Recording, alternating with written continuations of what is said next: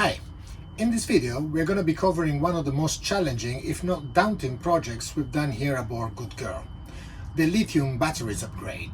So if you want to know more about it, continue watching. Hi everyone, we're Anna&Fil and say hello to Captain Gastone, our fluffy cat.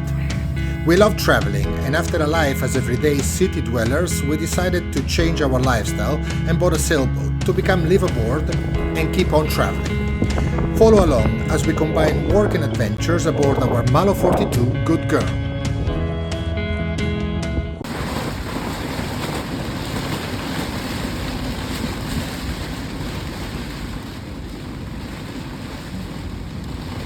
It's pouring rain outside, so today is the perfect day to start one of the major projects aboard GoodGirl, which is refitting the electrical system from AGM to lithium batteries. I didn't, of course, come up overnight how to design this whole plan, but thank you, Victor, for providing a lot of detailed designs for different typology of electrical systems. Truth is, I spent the good part of 2 months to go through a lot of literature regarding electricity, 12-volt lithium batteries, cabling and fuses. Now, if you're not very familiar with that and you do feel confident, I recommend you to get advice from a qualified electrician or a friend. In my case, I sanity checked all my concepts and the final design together with a very good friend who is an electrical engineer. If by any chance are around Istria, Pula, Marina Polesana, he's stationed there, and I would be very happy to provide you with his contact details if you want to have further advice. And after studying a little bit further a few details of how lithium batteries work, how the system should be designed in order to be safe, I think I got to a final plan that is going to be suitable and safe enough for us to navigate without worries. I got all the components finally. As you can see, we have switches, fuses, bus bar, cables. We have a new battery monitoring system with Bluetooth. We have very big heavy-duty bus bars over there. One part of it, which is the inverter, is already installed in the cabinet. I will show you in a little while. And of course, I'm going to show you now the three beasts, the three batteries that I bought in order to support GoodGirl and our activities for an extended period of time while sailing. The task for today is to install all those different components onto a board next to the batteries so that, for example, the T-fuses are the closest to the battery as possible. The main hub is right next to them, and the switches for distribution and the inverter. In order to maximize the amount of cable that we're going to be using and make sure that everything is concentrated into one location and that we know exactly what to look at if anything happens. The batteries that we're going to be using are lithium iron phosphate batteries from Lithium. I found this was a very good compromise between certified quality, quite a big volume distributed already and happy customers, and the price, of course. In my case, I went through an extensive list of devices that I want to be running on board and for how much time I want to be running those devices. And what I came up with was kind of a very big amount of watts that I need in order to maintain all the activities running. Because of that, the choice has been to go on to a 12.8, so 12-volt batteries with 320 ampere hours each. So we're basically having 960 ampere hours into those three batteries over here, which is quite a lot of power. The BMS is already inside the battery. So this is a plug-in basically. Of course, we do everything with the right approach. So We trust the BMS, but we make sure that all the circuitry around it is preventing for any particular fault. So the maximum discharge is 200 ampere per battery, and even charge is 200 ampere per battery. So all the system that we're going to be running will be with a maximum of 200 amps. So not 320, but 200. We make redundant system to switch off, to disconnect, to blow eventually if it is a fuse, in order to make sure that, again, if anything happens, we are on a safe environment. Other than that, I think that we move forward a little bit with the planning, and I'll show you what we are going to be doing. So first things first, we attached some MFRB or MRFB fuses directly onto the connector of the battery. Why did I do that? Because basically what the common knowledge is to fuse the battery as close as possible to the connector of the battery itself. I actually wanted to put the fuse directly onto the connector, but unfortunately the pin that came with it is too short, so it doesn't accommodate for it. So I have this little extra thingy or support to carry the fuse. From there, we went to an extra safety measure, which is standard in this case, which is a T-fuse. So also in this case, we're going to be adding 3 T-fuses right over here. At this point in time, we will have one connector and one connector that goes to the main hub.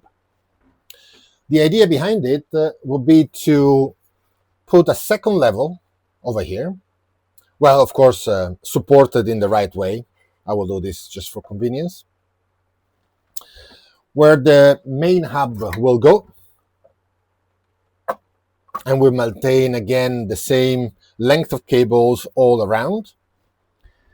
And from there, here we have a 400 amp bus bar made out of tin copper.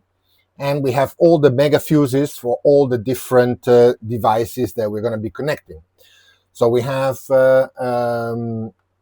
inverter, distribution,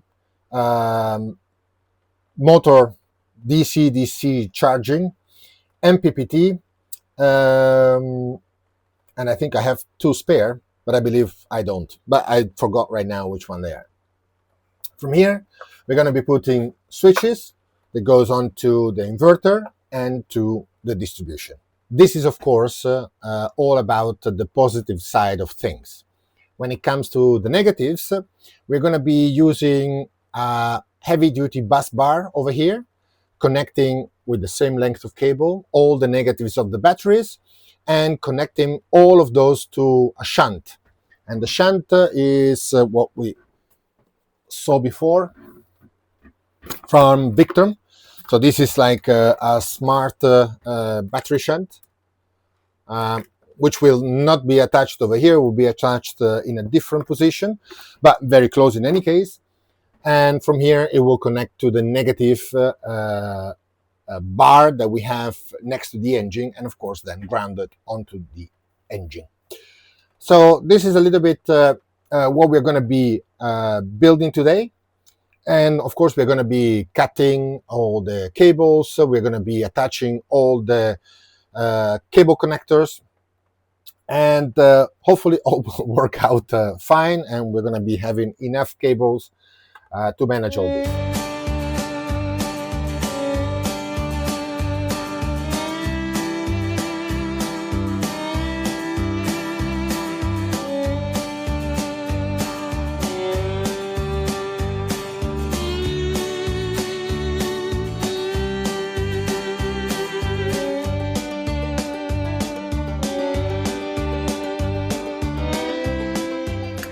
So after fiddling a while, I managed to agree with myself on this plan, where we have the positive going to the first fuse, 200 ampere, going to the T fuse, 200 ampere. All the cables are the same length. This is the main board.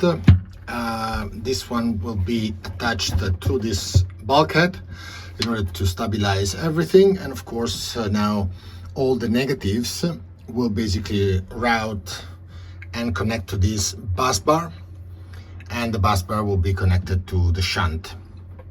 So I agree on basically everything, but it feels like the batteries are not sitting in their best position ever.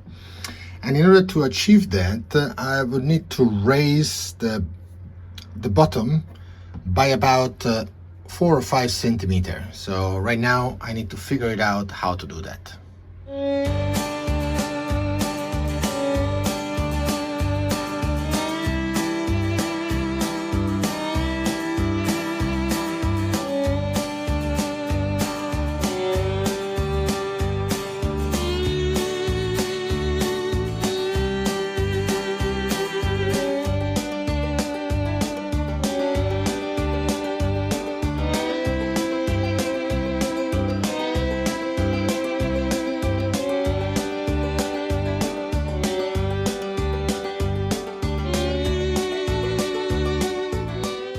I know it still looks a little bit like a mess, but everything is quite clear. All the positives are now connected to the T fuses. We connected the bus bar of the negatives.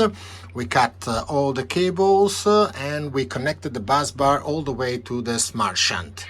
Now at this point it's about time to feed Gastone, so I will explain very quickly and then I have a duty to do. So what will happen, we will now close everything so it stayed nice, tidy and protected like this, and we will put the positive hub right on top, and we create all those connections that goes over here at the same length, ready to be distributed on this side. And I think that's basically the plan for today. Making these videos takes really a lot of time, so leave a like or leave a comment down below. We really appreciate that. And if you like to see those videos, please subscribe so you will always be updated. It costs you nothing, but it really means a lot to us. So we've now connected everything, and we connected all the positives to the bus bar, and now we are connecting the first distribution, which is the main distribution panel, lights, pumps and this kind of things. So this is a 100 amp automatic switch, so this works as a switch and also as a fuse. So it's also double protected since we have also the mega fuse over there. Only thing, the cable that I have right now is a little bit too big, so we will have to adapt a little bit the joint in order to make it work right away. And this is the final installation. So as you can see, we connected already 2 distributions. One goes to the main control panel and the other one goes already into the inverter. The inverter is a Victron 12 1200 watt. That's basically enough to power our laptops, our fridge, and that's basically all we need. We also already connected the shore charger, which in this case is a Master Volt 1250, 3 lines, and all 3 lines are connected onto the bus bar to power the batteries. The batteries recommended input is 50 amperes, so that's basically 60 actually, but 50 is going to be good enough for now. We also connected the DC, which we'll show you just in a second, and of course we're going to be installing very soon also the solar connections to the MPPT. From the alternator, as mentioned already in the previous video, we connected the Orion XS 1212 DC to DC 50 amp, and of course we put an automatic switch right here before it goes onto the batteries directly. We have been testing the batteries now for 3 weeks, I believe we left Marina Polesana in Pula around 4 weeks ago. We used the batteries so far only for 3 days in a row, and they've been performing really great. We had only one issue, which doesn't connect to the system or to the batteries itself, but more one of our devices. We had an old fridge that my father gave me from one of his caravan, and we discovered that the fridge is a constant absorption of 12 amps. And because of this fridge, which is constantly absorbing 12 amps 24 hours a day, we reduced our battery time to only 3 days. Once we eliminated this fridge, we basically have 6 days of charge, and this is basically amazing now that solar panels are not even connected yet. So I have very big hope that in the future we will be able to be sufficiently independent for a longer period of time. Now, through the Bluetooth, as I mentioned, we can monitor the shunt, and maybe I didn't say that already, but also the 3 lithium lead-time batteries are Bluetooth enabled. So we can manage and control the batteries independently. We can see if all the cells inside are balanced. We can see if they are charged and what is the state of their charging. And we can also control if the BMS is active and if it is managing the batteries itself. I can tell that I'm extremely happy so far with how I built and installed the system. I'm very happy with how the lead-time batteries are performing. Of course, again, it's only been 4 weeks, 3-4 weeks, so we're going to be looking forward to update you on the batteries as long as we continue sailing and we stay more and more out at sea. If you'd like to try a lead-time battery, we do have an affiliate program directly together with Lead-Time, and I will leave a link down below in the description. Other than that, thank you very much for watching, and I'll see you next time.